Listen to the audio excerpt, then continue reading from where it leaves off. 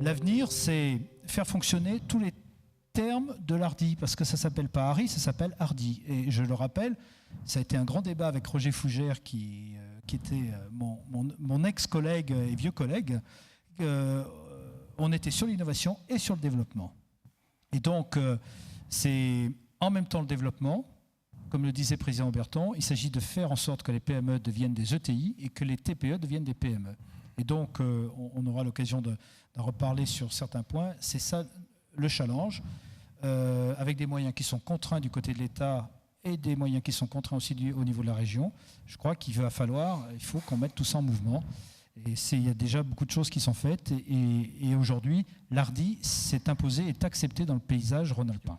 Je crois qu'il est très clair qu'on connaît tous la complexité, mais il faut raisonner en dynamique et non pas sur une photographie à un instant donné. La dynamique, c'est qu'il y a des réelles coopérations qui se sont mises en route. Alors, avec l'Hardy, avec les pôles de compétitivité, les clusters. Bon, moi, j'observe, par exemple, puisqu'on a une commission un peu particulière en région Rhône-Alpes qui s'appelle la commission PERIC, qui permet d'auditionner tous les pôles de compétitivité sur chaque projet FUI et surtout, depuis maintenant 2 ans, d'essayer de travailler ensemble sur un certain nombre de sujets. Moi, ce que j'observe, c'est qu'il y a des coopérations de plus en plus fréquentes entre les pôles de compétitivité, de la collabellisation. Parfois, c'est assez astucieux de passer par un autre pôle quand on est soi-même saturé. En tout cas, ça marche en Rhône-Alpes et c'est assez astucieux. Ça permet à Rhône-Alpes de tirer son épingle du jeu au-delà de ce que représente la région Rhône-Alpes dans le poids économique et scientifique, me semble-t-il, par rapport au niveau français.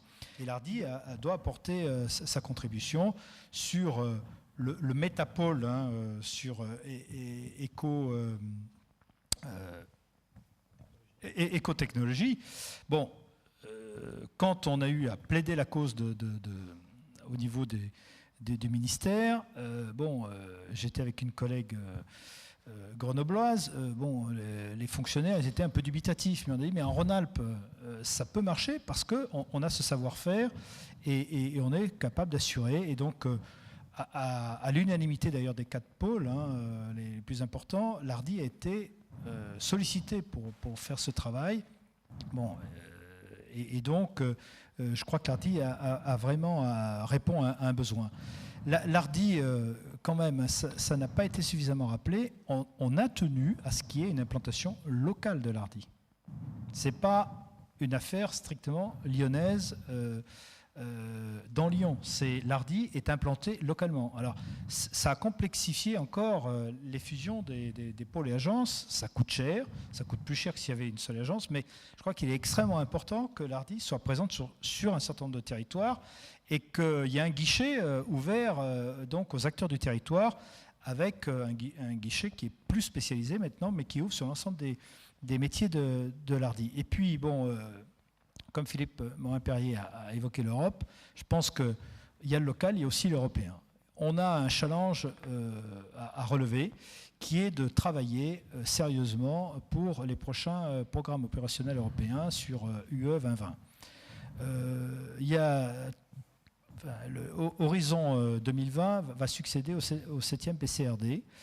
Moi, je pense que l'Hardy, avec évidemment en partenariat avec d'autres, va pouvoir constituer la cheville ouvrière des montages de projets européens.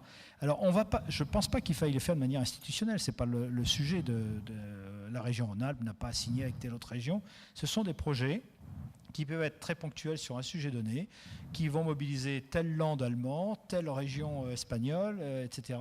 Et donc, je pense qu'il va falloir être extrêmement attentif et en tout cas être très actif pour qu'on se rende visible à Bruxelles. C'est extrêmement important. Enfin, quand je dis on se rende, c'est un nous collectif. C'est parce qu'on est quand même très très en retrait de ce que font des pays voisins, et je pense notamment à la région partenaire qui est le Bade-Württemberg.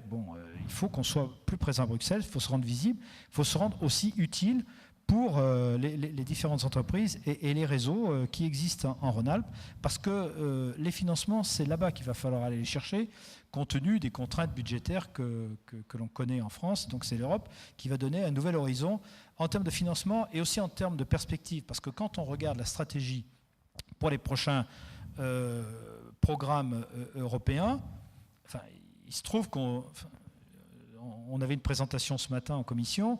On dirait presque du copier-coller de ce qu'on a pu réfléchir en région Rhône-Alpes. D'abord, dans le cadre de la stratégie régionale d'innovation, donc qui a été co-signée avec l'État, puis la stratégie régionale de développement économique et d'innovation, la SRDEI. Et donc, on voit bien qu'on est complètement dans le tempo. Et donc, je crois qu'on a une convergence avec la Commission européenne.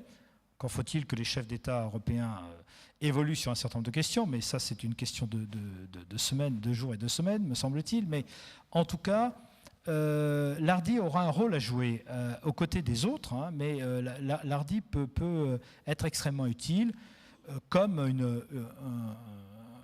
un organe fédératif et une porte d'entrée pour remonter ces projets qui sont complexes, qui ne sont pas à la portée de n'importe quel labo, de n'importe quelle entreprise. Et donc, ça, c'est vraiment le challenge qu'il va falloir gagner d'ici 2014. Oui, Hervé va rajouter côté région, l'innovation, elle est plurielle. Elle n'est pas que technologique. Il faut parler des innovations organisationnelles. Bon, l'ancien pôle productique, qui était une composante de l'ARDI, a travaillé sur ces questions-là. Et quand on travaille sur la performance des entreprises, on sait bien que ça n'est pas uniquement travailler sur la masse salariale, c'est bien plus compliqué que ça. Et donc, innovation organisationnelle, innovation commerciale. Sur les ressources humaines, bon, il y a un véritable enjeu en termes de travail sur la requalification des personnels dans un certain nombre de branches industrielles. Bon, je pense en particulier à la chimie, où il y a des très très grosses réflexions. Et il y a un travail qui est mené d'ailleurs à partir du pôle de compétitivité pour la requalification, l'adaptation aux nouveaux métiers. Et donc, on parle bien des innovations. Alors, on a pris des raccourcis. Et bon, peut-être, je ne sais pas sur Hardy, le mot innovation, je ne sais pas s'il est au singulier ou au pluriel. En tout cas, pour nous, c'est clairement pluriel.